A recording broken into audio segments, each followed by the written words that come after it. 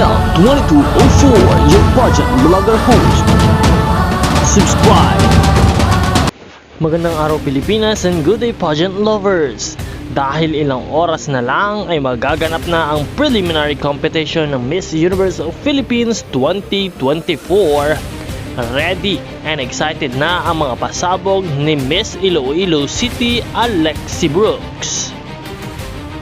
Kaabang-abang ang mga magaganap mamaya sa preliminary competition ng Miss Universe of Philippines 2024 kung saan magtatagisan ang lahat ng mga kandidata para ibigay ang kanilang best upang makuha ang korona ng Miss Universe of Philippines 2024 competition. Patuloy natin pakaabangan si Miss Iloilo City Alexi May Brooks at patuloy natin siyang suportahan para sa kanyang preliminary competition at patuloy din nating abangan ang lahat ng kanyang mga pasabog.